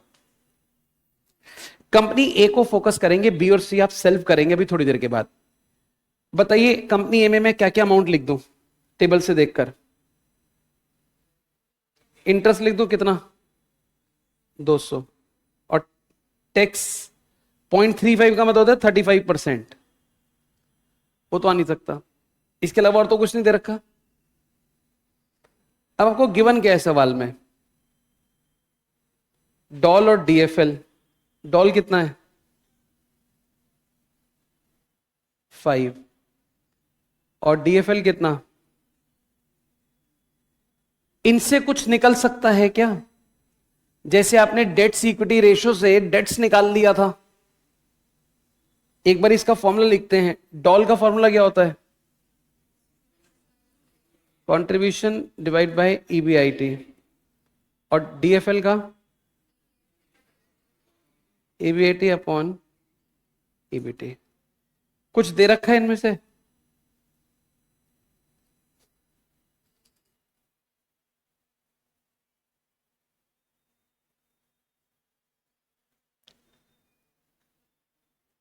कुछ निकल रहा है। हाँ, एक चीज बस क्लिक कर जाए ना तो समझो सवाल हो गया, और वो ये चीज है, ये देखो ईबीटी। और ईबीटी कैसे आता है, ईबीआईटी माइनस इंटरेस्ट से। तो देखो मैं क्या करने जा रहा हूं यहां पर, डीएफएल का फॉर्मूला लिखूंगा EBIT divide by EBIT minus interest. है तो ये ईबीटी ही, ईबीआईटी माइनस इंटरेस्ट ईबीटी तो होता है। मैंने ईबीटी की बजाय ईबीआईटी माइनस इंटरेस्ट लिख दिया। अब डीएफएल का आंसर कितना है 3, ईबीआईटी, ईबीआईटी माइनस इंटरेस्ट कितना 200। अब ये क्रॉस मल्टीप्लाई होगा, जब ये क्रॉस मल्टीप्लाई होगा तो ये हो जाएगा 3 EBIT minus 600 is equals to EBIT. फिर ईबीआईटी इधर आ जाएगा, 600 उधर चला जाएगा, तो फाइनली ईबीआईटी कितना हो जाएगा 300। ऐसे अब सोचो अगर ईबीआईटी 300 है, वो यहां रख दिया, तो कंट्रीब्यूशन कितना 300 इंटू 5 1500। बोलो आया कि नहीं आया फिगर्स, आ गई। तो सभी लोग सामने देखें, कंट्रीब्यूशन कितना रख दें 1500, ईबीआईटी कितना रख दें 300, ईबीटी कितना हो गया 100, 35% टैक्स निकालो 35, कितना बचा 65। फिक्स कॉस्ट कितनी होगी सोचो, 1500 कुछ घटाते हैं तो 300 बचता है नीचे, 1200। अब क्वेश्चन कहता है variable expense as a percentage of sales. यहां कोई तो सेल्स है, मेरे को मालूम नहीं कितनी, जो वेरिएबल है वो इसका कितने परसेंट है 66.66। अब माइनस करके 1500 बचता है कंट्रीब्यूशन। तो देखो मैं ऐसे कर सकता हूं एक बारी, sale minus variable cost is equal to क्या कंट्रीब्यूशन। सेल को मैंने मान लिया x, सेल को मान लिया x, वेरिएबल कॉस्ट 66.67% है। तो जैसे जैसे 50% का मतलब 1/2 होता है, तो 66.67 का मतलब क्या होता है 2/3। 2/3 भी तो हो सकता है। अगर आपको 66.67 लेना है तो वो भी ले सकते हो। चलो मैं ये ले लेता हूं, x का 66.67% कितना? 0.6667x is equal to 1500। अब ये बच गया 0.3333x इज इक्वल टू 1500। तो x का वैल्यू कितना? 4500। x यहां पर आ जाएगा 4500, वेरिएबल कॉस्ट हो गई 3000, 1500 है ही। अब उसके हिसाब से आप इनकम स्टेटमेंट तैयार कर लो। पहला पार्ट सॉल्व है। एक बार आपको दिखाता हूं, जस्ट दिखा रहा हूं, देखो जरा। अगला क्वेश्चन है 11th, वो भी आपको देखने में देखो उसी तरह का दिख रहा है कि नहीं? स्टडी मटेरियल का सवाल है। आगे लेके चलता हूं। अभी 12 भी उसी तरह का है। 13, 14, 15 ये सारे सवाल उसी तरह के हैं। तो एक बार पहले परफेक्शन ले आओ इसके अंदर, फिर आगे लेके चलेंगे। हाँ नीचे ला, फिर से बता देते हैं। एक बार नीचे वाले को दूसरे तरह से भी सिखा देते हैं। जो वेरिएबल कॉस्ट है वो 66.67% है। इसका मतलब होता है 66.67 divide by 100। You can take 2/3। तो सेल को ले लो x, तो वेरिएबल कॉस्ट हो जाएगा x का 2/3, 2/3 इक्वल्स टू 1500, क्योंकि कंट्रीब्यूशन दे रखा है। x minus 2x/3 equals to 1500।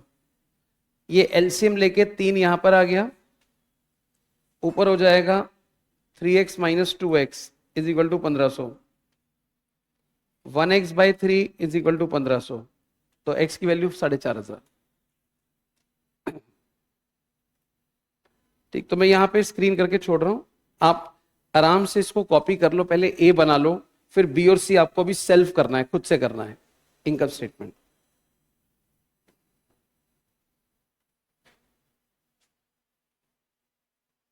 जब तक आप इसको कॉपी कर रहे हैं, मैं आपको एक छोटी सी ना स्टोरी सुनाता हूं। आप सुनते भी रहे, कॉपी भी करते हैं। एक लेडी होती है, उसके एक बहुत छोटा सा बच्चा होता है। तो बच्चा ना बहुत रो रहा है, और रोते रोते उसको 4-5 दिन हो गए। अब क्योंकि बच्चा इतना छोटा है, वो बता तो सकता नहीं वो क्यों रो रहा है। तो लेडी बड़ी परेशान हुई, बच्चा क्यों रो रहा है। 4-5 दिन के बाद वो ये देखती है कि जब जब बच्चा अपने कान पे हाथ रखता है, या वो लेडी बच्चे के कान के हाथ आसपास हाथ रखती है, तो बच्चा ज्यादा रोता है। तो उसको ये तो समझ आ गया कि कुछ ना कुछ बच्चे को कान में दिक्कत है, क्योंकि बच्चा छोटा है, कुछ बोल तो सकता नहीं। तो उसने ये पता लगाया है कि कान में दिक्कत है। वो उसको डॉक्टर के पास ले जाती है। अब डॉक्टर जो कान वान देखते हैं, वो पहले एक टोपी सी पहनते हैं, उसमें टॉर्च सी लगी होती है। वो टोपी पहनता है, टॉर्च लगाता है, फिर उसके कान में देखता है। तो लेडी को कहता है, मैडम बच्चे को तो कान में इन्फेक्शन है। तो वो पूछते, भाई अब कैसे ठीक होगा? तो डॉक्टर कहता है, क्योंकि बच्चा छोटा है, गोली वोली तो ले नहीं सकता ये, तो मैं ड्रॉप्स दे देता हूं। तो लेडी कहती ठीक है। तो वो बोलते हैं, भाई कैसे लेनी है? तो डॉक्टर कहता है 5 drops 5 times in a day for 5 days। 5 drop 5 बार 5 दिन। वो कह रही है ठीक है। पर्चा दे दिया, वो बाहर गई, मेडिकल स्टोर से दवाई खरीदी और दवाई डालनी शुरू कर दी। 5 दिन के बाद अब बच्चे का कान पहले से ज्यादा पक गया, अब तो मोटा भी हो गया, बाहर से भी नजर आ रहा है। उसको समझना है ये क्या हुआ। अब वो दोबारा से बच्चे को डॉक्टर लेके गई। वहां सिस्टर थी, वो कहती डॉक्टर कहाँ है? वो कहती वो तो अंदर ऑपरेशन कर रहे हैं। कह रहे बाहर निकालो उसको। क्यों? कह रही देखो मेरे बच्चे का कान पहले क्या था, इसने क्या कर दिया, पूरा पक गया, पूरा सूज गया। कौन सी दवाई दे दी उसने? तो कह रही बैठो अभी आ रहे हैं डॉक्टर साहब। फिर वो बाहर आया, लेडी चिल्लाई, अरे तूने क्या कर दिया ये? वो कह रहे बैठो मैं देखता हूं। तो डॉक्टर वही टोपी वोपी पहन के टॉर्च से देख रहा है। तो डॉक्टर कहता है मैंने आपको क्या बोला था? लेडी कहती है आपने बोला था 5 ड्रॉप्स 5 टाइम फॉर 5 days। तो डॉक्टर कहते हैं यस। तुमने दी? लेडी कहती है हाँ। कहां डाली? कहती कान में। डॉक्टर कहता है कान में नहीं, मुंह में डालनी थी। मैंने क्या बोला था, बच्चा छोटा है, गोली तो ले नहीं सकता, ड्रॉप्स लिख देता हूं। तो देखो, दवाई मुंह में डालनी थी और दवाई डाल कर दी कान में। इसका मतलब क्या है, डॉक्टर और लेडी दोनों कैजुअल अप्रोच फॉलो कर रहे थे। कैजुअल अप्रोच, डॉक्टर ने कहा 5 टाइम 5 ड्रॉप 5 डेज, लेडी ने कहा ओके। कैजुअल अप्रोच, इससे हुआ क्या, वो बच्ची कैजुअलिटी में पहुंच गई। कैजुअल अप्रोच आपको कैजुअलिटी में ले जाएगा। समझदार को इशारा काफी होता है। मैं जब भी कोई कहानी सिखाता हूं या सुनाता हूं, उसके पीछे कोई ना कोई कारण होता है। If you follow a casual approach, you will ended up with casualty. वहां वो डॉक्टर कैजुअल था, यहां मैं कैजुअल नहीं हूं। I will not follow casual approach. Otherwise अगर मैं भी आप ही की तरह कैजुअल हो गया, आप ही की तरह मतलब अगर एक होता है तो तुम बोल देते हैं, दो होते तो आप बोल देते हैं। अगर मैं भी आप ही की तरह कैजुअल हो गया तो इसका मतलब सभी लोग कैजुअलिटी में पहुंच जाएंगे।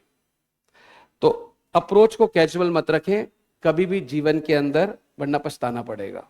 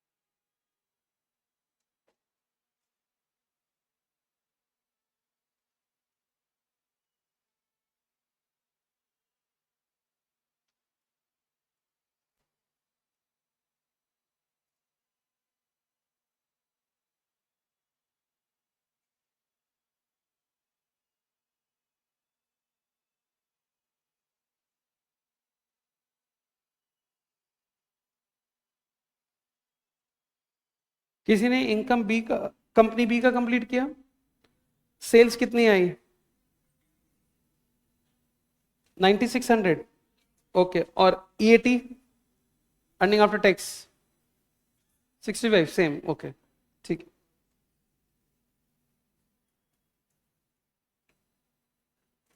2 मिनट, वो एक फाइल लगा रहे हैं, उसके बाद स्क्रीन पे आ जाएगा।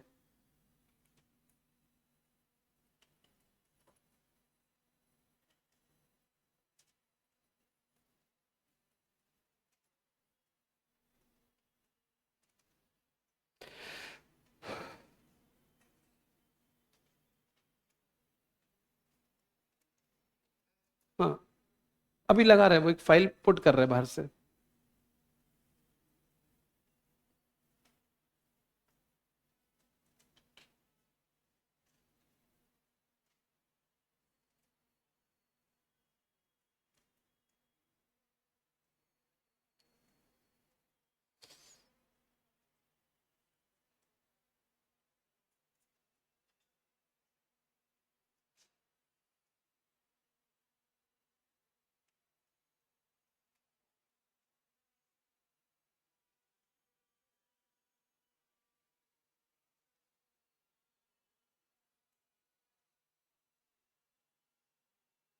हम्म।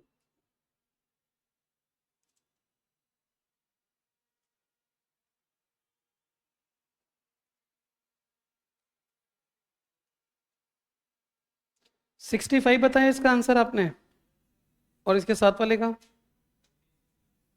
650। 650।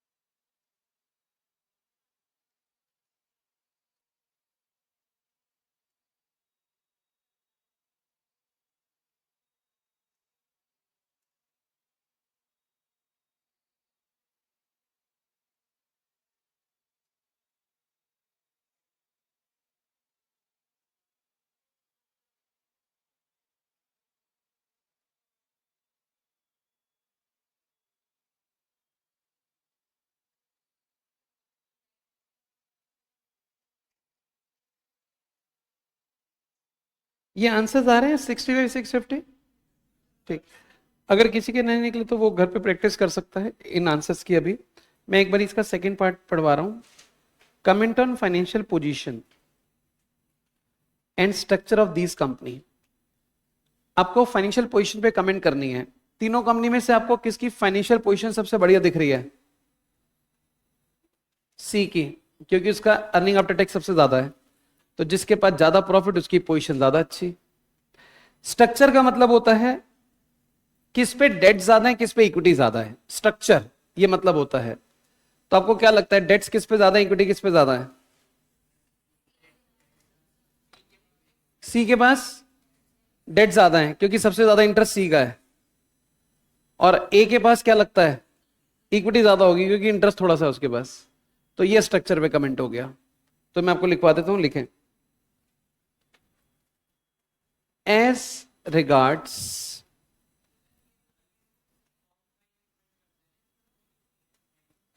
जैसे जब हमें तीन कंपनी दे देते हैं तो मान के चलते हैं तीनों कंपनी सिमिलर हैं कमेंट करने के लिए। तीनों कंपनीज आर सिमिलर, मतलब तीनों कंपनी का जो फंड्स हैं वो सेम है, ये मान के चलते हैं। जैसे इंटरेस्ट बन रहा है, स्ट्रक्चर डीएफएल देख के रिस्क पता चलता है। DFL,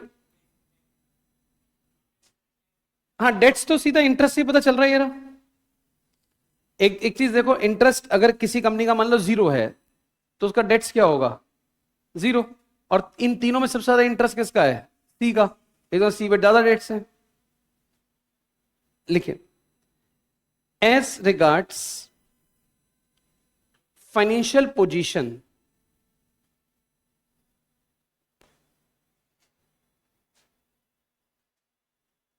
EAT of C, EAT of C is maximum. EAT of C is maximum. So its position is better. So its position is better. So its position is better. Next line में as regards structure,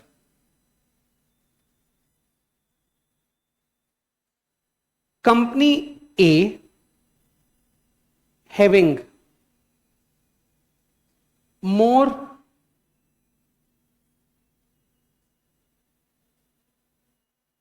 equity and company C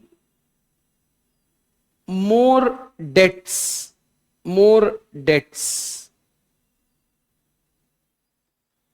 which is evident from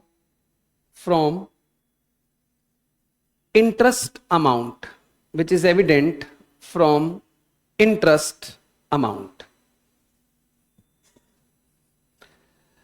वैसे तो आज हम इसमें इतना ही करेंगे, लेकिन मैं आपको क्लास खत्म करने से पहले एक अपनी एफएम की चार्ट बुक दिखाना चाहता हूं जो आपको मिलेगी। ये एग्जाम के दिन में जो छुट्टी होती है उसमें पूरा एफएम रिवाइज करने का एक जरिया है, कैसे आप 100% एफएम रिवाइज कर सकते हैं।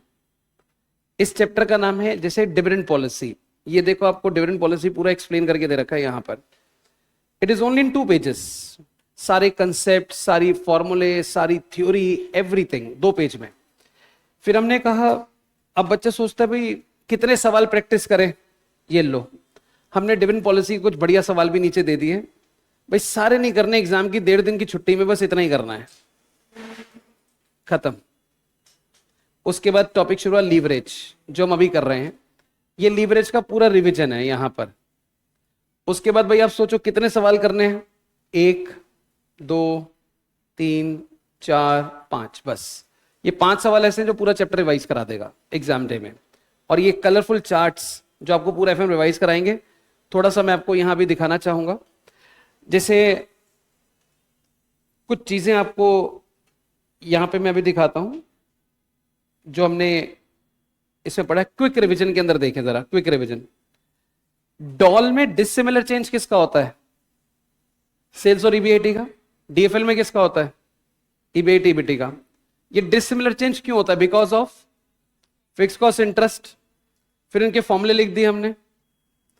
प्रेफरेंस ड्रिवन गिवन है तो फॉर्मूला अलग से दे दिया। क्या इंडिकेट होता है, बिजनेस फाइनेंशियल रिस्क इंडिकेट होता है, और इंटरप्रिटेशन क्या होती है वो दे दिया। तो इस टेबल से जो अभी तक हमने लिखा आपको सारा बहुत जल्द रिवाइज हो रहा है। इसके अलावा देखिएगा जरा,